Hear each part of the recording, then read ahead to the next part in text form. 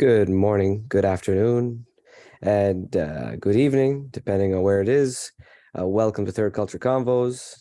Today, the thing I want to talk about today, or the thing actually that's been crossing my mind over the last little while, is like the changing, I feel like there's a paradigm shift and a shift in terms of the Israeli-Palestinian conflict, where the narratives are changing like quite rapidly, I think, and especially over the week I watched Farha, which is on Netflix, and it's a Palestinian film that depicts like the true story of the Nakba and the in 1948 and the escape and a young girl escape, sort of her story of escaping. It's very Anne Frank, right? And what I heard also was that like Israel was very like trying to get the movie the film canceled because it depicts Israeli soldiers as like evil and not in not the nicest way. Uh, and well, okay, I'll just start with this. I mean, I don't have a question. I'm just starting with like when I've been seeing more and more sort of content from the Palestinian side, in terms of films, and I guess it's always been this way, but I'm seeing more and like more stuff kind of come out, but I'm also seeing a shift in narrative from the Israeli side, um, because content is fighting content. So I see that the Israeli side is saying like, well, A, like let's not make our military look like that they're horrible, but then B, the the requirement to make peace with Palestinians for Israel is like not on the top priority anymore. The top priority now is to make peace with like other Arab countries, without making peace with the Palestinians. And that's like the new thing, the new motive, and it's the new thing. But I don't know if you've seen this, Rashid, right? All of the world, a lot of the world in the World Cup, there have been Israeli media, right, on and whenever, I mean, I've seen a lot of compilation videos of like where they interview somebody. It might be Brazilian, it might be Saudi, and they'll start talking to them, and he'll say, "Where are you from?" And they're, "Well, from an Israeli media, like we're in Israeli TV," and they'll be like, "Nope, nope, not talking to you," and they would just walk away, or Yeah, like I've seen or it. yell. Yeah, I've seen a lot of that stuff, I'm thinking about just like PR for on the Israeli side, like how, why do you like how do when you run the largest open air prison in the world, but you still want to Hmm. be like ignored by it for that and be like, oh yeah, well we have to. This is how we deal with them. um, so I mean, do you see this? Do you see that there's a change in narrative? Do you like? Well, the thing about Israeli media is that I've every so often when things kick off, because I have my bootlegged television services, Mhm. and so I get TV channels from all over the world, and one of the categories is Israel. So whenever things kick off, I tend to turn on the Israeli category and just go through the channels to see what their media coverage is like. I'm always interested to see when something is happening somewhere, what the local media does in terms of covering the story, how they cover the story. Um, Obviously, my Hebrew is like less than JK level, so I don't always understand exactly what's being said because it's a foreign language to me. But you can generally pick up based on the images and the type of people that they would interview, like live on the scene type of thing. And you can get an idea as to what the narrative is. I can read Hebrew well enough to understand what's being said in like the headlines or the subtitles type of thing. And whatever I don't understand, I just pull up the Google Translate and I do the camera thing and it does it for me. So the one constant theme that I have seen is they do allow to a certain extent some kind of personal criticism, but it's given very little time. Mhm. And every so often they bring on the token Arab, who, someone who they call Israeli Arab, we would call Palestinian with Israeli citizenship. But I've also met people who are from the Israeli Arab side of things that call themselves Israeli Arab as well. And I don't know if that's just because they're conforming to the society or if it's because they actually believe it or if it's easier for them to live that way. And so they give them some kind of lip service as well. And that's been common for a few years that I've noticed. And it all the different conflicts has happened with Gaza and stuff like that. In terms of a switch in narrative, generally speaking, not necessarily, because they still don't really go into depth of criticizing Israeli policy. They'll still say the same narratives and the same tropes, like Israel being the only democracy in the Middle East. But then it's funny because they don't want to be considered Middle Eastern, but they take everything that's Middle Eastern. And they want to talk about how they do certain things that are Middle Eastern and like food and stuff like that. But they will never, ever, ever have someone from Fatah, for example, from the ruling party in the West Bank, for example. They'll never have an actual politician from the actual Palestinian side. They'll just have the general Arab being given lip service, and that's about it. So that has never changed in Israeli media. And I don't know if it would, but then there's that one famous monologue given by an Israeli journalist during the last big incursion into Gaza, where like they pretty much destroyed half of Gaza 5-6 years ago. And this whole big monologue about how what we're doing is wrong, and we have to think about, I forgot what his name was, but we have to think about, these people have children as well, that they want their children to live as well, and we have to start looking at ourselves and like these type of things. And this happens every so often. This is normal in any type of society that has like this aggressive nature to it and has a constant existential threat or perceived existential threat from their neighbor. But they never flip the mirror onto themselves. The majority never does, at least not in the media. And now it's going to be worse because of the type of government that they've basically developed. First of all, Netanyahu got voted in again, but he's basically created a coalition government with like right-wing fascists from the Zionist camp, like Ben-Gvir is like the psychotic maniac who he basically is going to be he's going to be developing a new police essentially for himself to police the West Bank. And like these like a new force. He basically has complete control over how it's going to operate.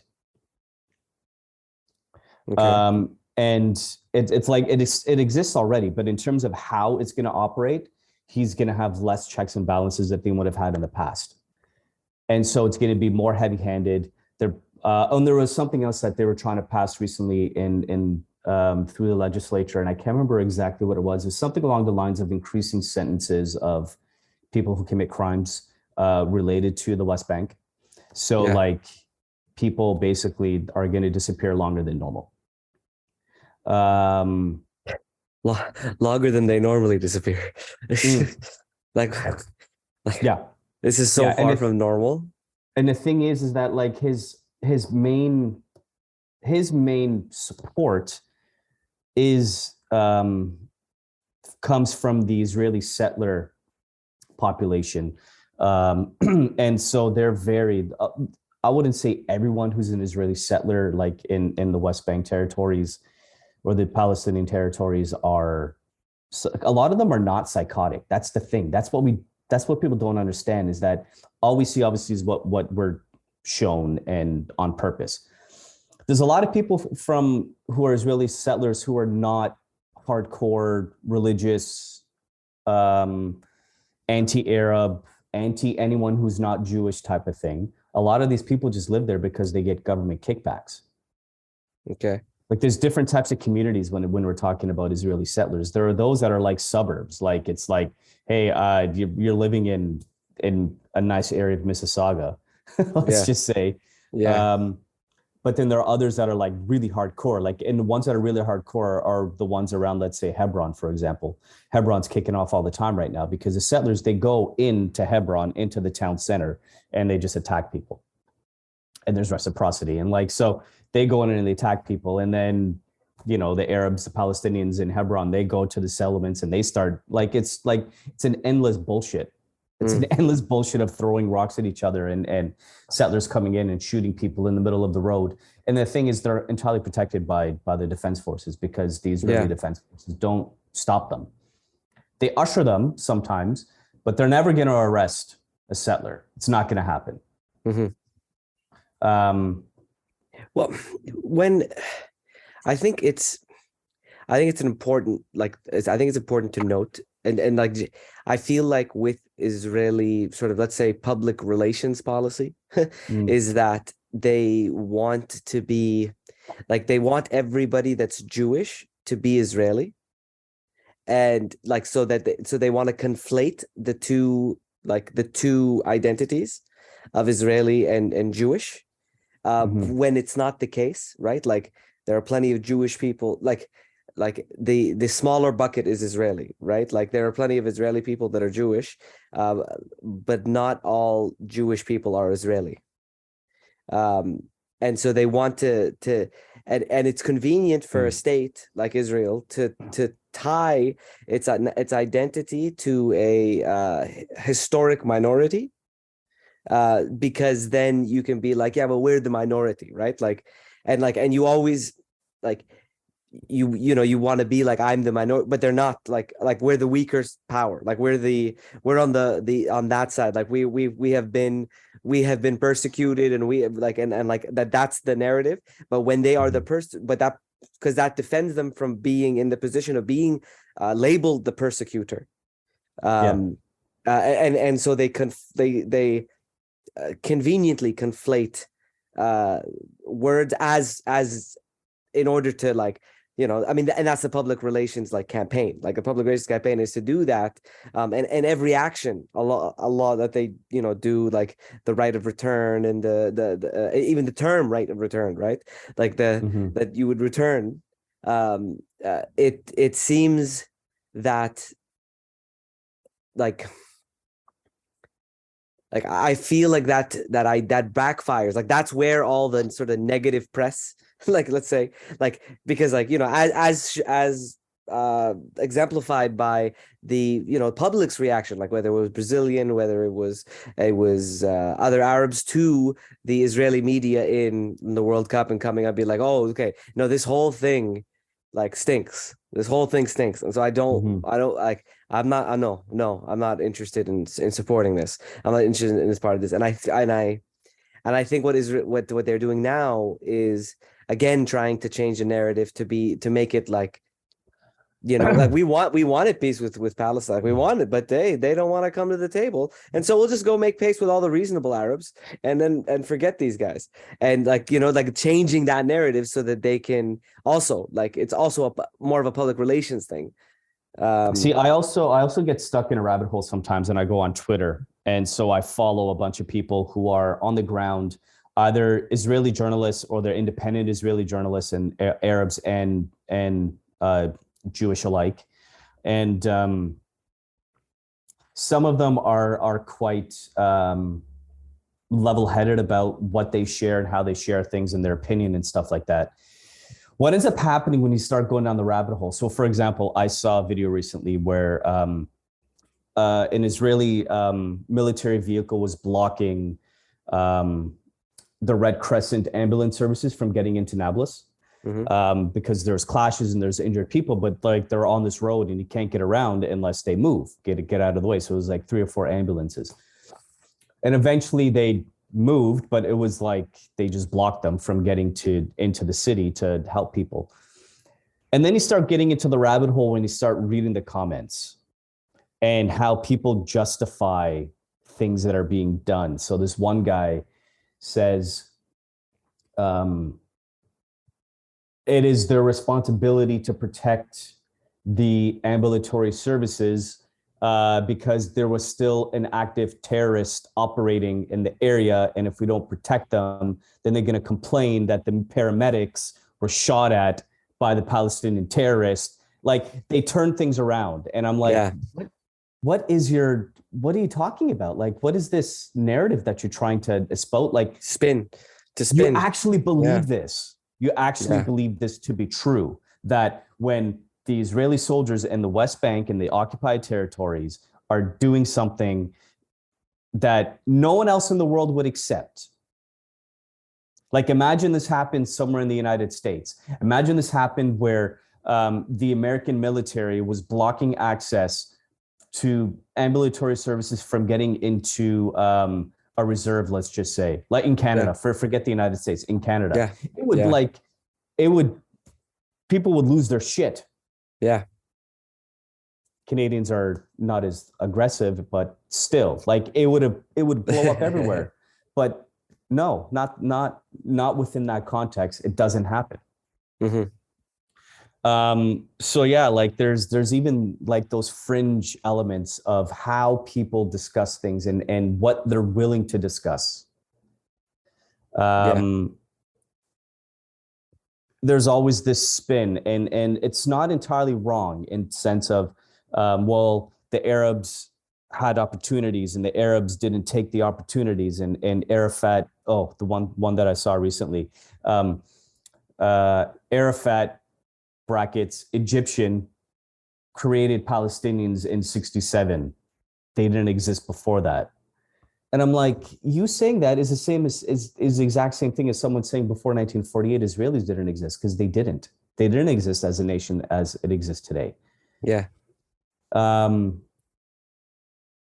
So Well, and it seems like a lot of it is like pick and choose, right? Like absolutely. it seems like the grocery store of like of identity. Like, you pick what works for you and you put aside, and the I guess the issue, well, I mean, the issue is the real world consequences, right? Like Mhm. usually you can mess around. I mean, like, tying this to, let's say, like in the States and in the West in general, there is at least along the left, there is this like there is no limit to identities. Like, there aren't groups, there are individuals, and individual identity, you can just keep going forever, right? Like, every Mhm. individual is a unique individual and you just go on forever, versus the group, the group identity. And it just seems like what they're doing is that they're just picking the pieces that they like, right? And it's almost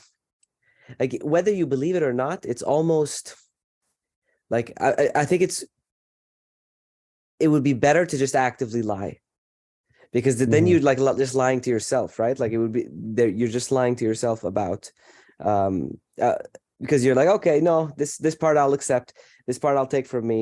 And I've been thinking a lot about this, especially when it comes to like feeling like pride and feeling proud about where you're from, and your history, and your and like, I think my views are changing on that, on like feeling proud of where you're from, and what do like, or where you live, or what you, or those types of things, that Mhm. don't necessarily mean that you're you're proud of like something that you did, but it's, something that a group that you are a part of, or that you think that you're a part of. um I just want to go back to briefly what you're saying, because I want to get back to the exact point you were just discussing as well. mm, Picking and choosing. Israeli society is very good at that. And one thing that they pick and choose at times is the Druze population, for example. So the Druze are, understandably so, have always been a persecuted population. So generally, what ends up happening, they tend to side with the power. Whoever has the most power at the time ruling the government, they side with them. So, except in Syria, they got a really bad shtick. But everyone in Syria got a bad shtick under Hafiz Senior. But in Lebanon, for example, they're very proud Lebanese. But in Israel, they don't call themselves Palestinians. Like they acknowledge a shared history and language with the Palestinian population, but they won't call themselves Palestinian. Like someone who's Palestinian from Haifa, for example, would say, I'm Palestinian, but I have to say Israeli Arab just so I can live in this damn country and maintain my citizenship type of thing. Like they won't take their citizenship away, but just in terms of making their lives easier. But the Druze, they don't consider themselves Palestinian. Despite historically speaking, they may have back in the day before Israel was created as a state. But then there's that whole thing that happened recently. I don't know if you heard about it. In Jenin, there was basically what happened was a Druze Israeli soldier was injured in clashes and he was taken to a local hospital. And then a group of local militiamen, Palestinians, went in, unhooked him from his medical equipment in the hospital, kidnapped him, and killed him. And I don't know if it's been resolved or not, but they're basically holding his body for ransom in an attempt to get the Israeli authorities to release prisoners and give his body back. What they didn't know at the time, apparently, which I think is complete bullshit, and I still don't know who the group is that claimed responsibility, because apparently his father was in the room with him, which I don't know how that makes sense, because it was in the West Bank. His father wouldn't be there with them under a military incursion. But the narrative is his father was there. His father saw him he was still alive, and his father witnessed it. And if that was the case, he would have been speaking to them in Arabic. So they would have known this guy is Dudzi. Like they would know that the guy, because the Druze, they still speak Arabic as their mother tongue at home, amongst their families, despite the fact that they've completely assimilated into Israeli society. At home, they speak Arabic. Outside, they speak Arabic and Hebrew. And so all of this support now coming out publicly for the Druze community in Israel, and we love these people, and they're amazing, and they're loyal soldiers to Israel, and they've always served in our military and all that kind of stuff. I'm like, no, that's true. They have. They've done that by choice. But don't tell me that they've always been appreciated in Israeli society. They're just as they're just as, the racism towards them is just as bad as Jews from Sephardic or Mizrahi background. Like it's the same thing. Like, because they're not European. The point is with Israel, it's based on European Ashkenazi Jews. Like they're the ones that built the country. They're the ones that decide what's acceptable, who's acceptable, and how accepted you are. Like the racism against the Ethiopian Jews is fucking huge, fucking massive. I heard they also have like basically the policy, or the shift in policy is in terms of the Palestinians is moving away from this two-state solution, but to a single state with ranked membership. Yeah. Right? Like, so like you'll have these people on top, like, and instead of it being a sort of, let's say, a democratic state or equal for all state or whatever, it would be like you would have these people on top, these people in the middle, and these people at the bottom, and just have a single state with that type of structure, similar to like in which case it's no longer a that's what always shocks me about Israel, like the narrative, because it's presented, at least on the like US media, as like, the only real democracy in the Middle East. It's the the only real democracy. But then when I see, like, what would make a democracy, I don't necessarily see that. Like I don't see it. Yes, it's convenient for you to say that. It makes it like, oh, that's why you're friends with, like, it's convenient.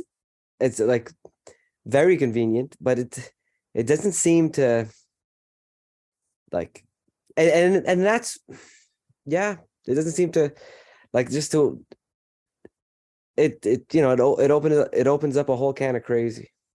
Well, it opens up the concept as well of a confederation where it's one country, but there's local Palestinian leadership, for example, in the Palestinian majority areas that will end up all being swallowed up by the Israeli borders, which for me brings me to another point, which is the ineptitude of Palestinian leadership anyway. I mean, everyone just loves to shit on Israel, and rightfully so, but the moment you start talking about the ineptitude of Palestinian leadership, now people are like, yeah, but their situation is dire and it sucks. And I'm like, hold on a second. Do you know what just fucking happened for the World Cup? I'll tell you what the fuck just happened for the World Cup. Abbas and he basically had a delegation of over 30 people have a trip paid for to go to Qatar for the World Cup. Him, his family, aides, other people within the Fatah leadership. Like, they had a full paid ticket, flight, hotels, shit like that to go to the World Cup. And I'm like, all that money could have gone to infrastructure resources in Hebron, for example. Like, this is not the priority. This is not the freaking priority Shouldn't to be be the sending priority. this freaking useless politician and his entourage to the World Cup. What the fuck? Are you kidding me? Yeah, enjoying yourself? Yeah, you having fun? You're having fun, right? Yeah. You're Just probably enjoy eating the game. your fucking caviar and drinking your champagne and shit. Like, seriously, come on.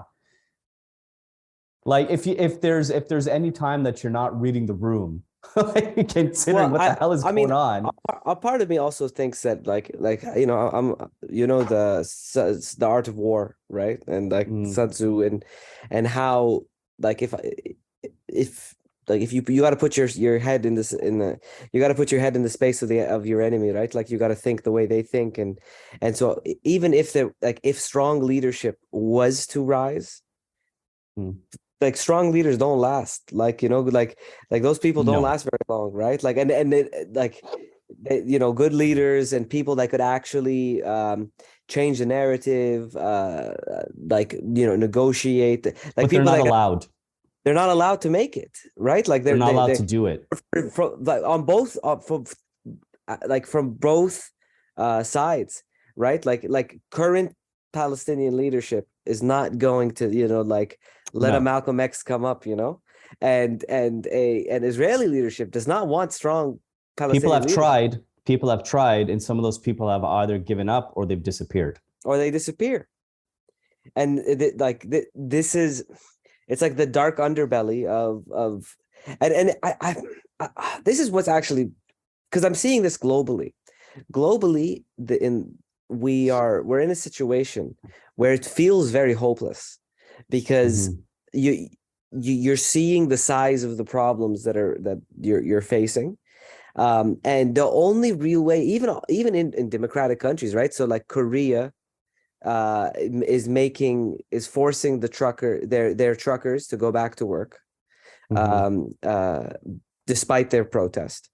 In the States, they're forcing rail workers to go back to work, and even though, like, it's crazy that it's coming from the left of all places, right? Like, it's a left president is forcing them. And I mean, I read this, even it's funny that, like, when it comes to to workers and like strikes, the state will always like force the workers, not force the company. Like, it doesn't force the company to put the better deal and like, listen, you guys are going to make this deal work with it. Like, you're going to make it work, but they'll go to the workers and force them to work, especially in the guise of them being essential. And okay, if they are essential, then you can easily just force the company as well. Like, if you're going, like, so why do you always force the workers? And all of this creates a real jaded society of individuals that are like, I'm done. I don't like, what's the point of all this? Like, why would I even like, and a part of me feels like that's kind of on purpose. Like, that's the crazy part of me, but it's like on purpose, because you want a jaded populace is a populace that can be like, managed like you don't tell them all the information. You know Like, what's even worse? I'll tell you what's even, because you mentioned strikes. What's even worse is if someone happens to work for a company, and even if they are unionized, if you happen to have a clause in your contract that says you're not allowed to strike, because that exists, fuck, like that's not fun. So you're basically stuck with whatever conditions that you have until your contract comes to an end. And this exists in Canada.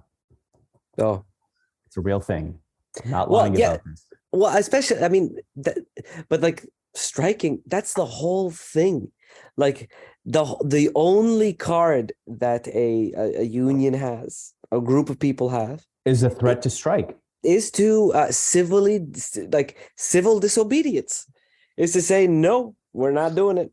And like and this is also actually happening in Holland too, right? So in Holland that you have 3,000 protesting farmers, and they're being forced to like cut their livestock in half, and the guys for environmental reasons, like, so they say that like, oh, like it's the cows, that's the problem. So like, you know, because they flew to Davos and they decided that the cows were the problem, and so they went back, and like which I mean, they may or may not be a small or large percentage of the problem. I don't know. But they also do feed people. And so, and when farmers are telling you, yo, no, and it seems to me that the like, I mean, it's this place of conspiracy, but I feel like everybody's quite open about it. Is that when you weaken farmers, like you're weakening all of these important, like construction, like transport, like all of these, like it's similar to the COVID lockdowns. And like, you know, we still are dealing with and we will continue to deal with the mess of having locked down for like a couple of years, from logistics to supply chains to shortages of plenty of things. And it just seems so short-sighted by leadership to not short-sighted, like in the best case scenario, it's short-sighted. And the worst case scenario, it's like, it's, you know, it's more power grabbing, right? Like it's, if I take away the legs from the farmers, if I take away like just shut up and work and do what I tell you. And it's, and it just saps away all like care that people have for an issue. They become desensitized to the issue. And then it's also then very easy for you to, under the guise of democracy, be like, look, I won again. Look, I won again. Look, I won again. Oh, you know, remove term limits. Oh, look at me, I won again. Oh, look at that. Isn't that crazy, huh? And like, and then it happens, oh, your protege just took over too. Oh, wow, okay, that's crazy. And it seems like it's a worrying trend. I think that I guess has always been the case. And like I'm trying to find a silver lining. I'm trying to find something positive. I'm trying to find like a. Well, I don't know, because then yesterday the Bank of Canada announced more interest rate hikes, and I get it. I understand why they have to raise interest rates, but I'm glad I don't own something, because I can't imagine paying a mortgage. Yeah. And knowing that I'm still not paying into my principal amount. Screw that crap. Like, I just pay rent. Well, that. I know. Well, at this time, that totally makes sense. Like, it's not. There was this always idea. Like, there's this idea in the West, right? Like that. Like, home ownership is a beautiful thing, and you don't necessarily want to pay for the place that you live in, like on a monthly basis. But there are times when you look at the value of money and you look at the like what the value is of it. Sometimes renting is the better option. Sometimes it makes more sense.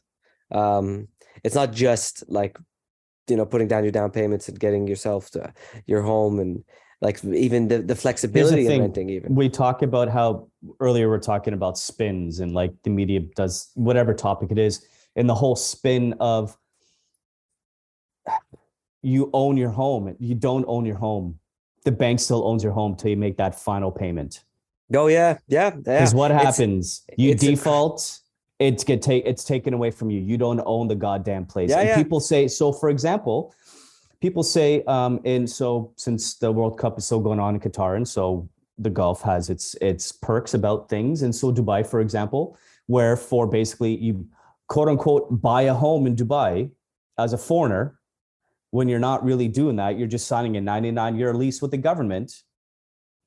So you own your home, but you don't own your home, type of thing. It's the same. It's the same concept. Same thing here in Vancouver. You have lease land, okay? Yeah. And a lot of condos, like a lot of large buildings, are built on leased land. And what it is basically, it's land owned by one of the local native communities, and it would have been something where it's like the government at one point said, okay, we'll give this back to you as a make good for all the shit that we did to you, basically. And they've built buildings, and foreigners who come to live in Vancouver don't know about this till you start looking at homes, let's just say, that you want to buy, and then you see in the listing lease land or freehold, and I'm like, what is this? And the lease land is always cheaper than the freehold. And then I was explaining that the lease land, basically what it is built on native land. When you get your mortgage and agreement to buy, quote unquote, you're not buying it. You're basically signing a lease for 99 years with the tribe, with the native band. And you're basically, and you're paying the mortgage to the bank. The bank fronts you the money. The money goes straight to them. And you're paying the bank back. It's cheaper, but like they're making a lot of money. Like there's so much of Vancouver, the city itself of Vancouver, where it has big developments on it, large developments, is leased land. And so at least out here in BC, a lot of the native bands here, that they're making good money because they turn it into a business, rightfully so, as they within their rights. I mean, power to them to do that. Great, good for them. Doesn't happen in Ontario. Ontario's a different story, unfortunately. In other places like Manitoba and Saskatchewan, you go to reserves and it's disgusting, and the conditions people live in, it's not very pleasant. But I wanted to go back to what you're talking about, the whole pride thing, because it reminds me of a class that I did back in the day when I was in college, way before university. It was a course, I can't remember what the course actually was about. But I remember this one distinct topic that the professor brought up. And she basically was saying, what are you proud of? What do you take pride in? Everyone putting up their hands where I'm proud of, of being Irish background. I'm proud of this. Everything was related to everything that you have no control over. All the answers was based on their ethnic background or their family history or their religious background that they happen to come from, whatever it is. And at one point she just looked at everyone and she said, so you're basically proud of everything that you can't control. And so I found that's when I realized you're programmed into nationalism. You're programmed into feeling proud about your nation's history, whether the narrative is a complete fabrication or if it has tropes of truth to it, or if it's fully truthful within itself. Different parts you'd find Scandinavian peoples, for example, are a lot more truthful about their past than other Europeans would be.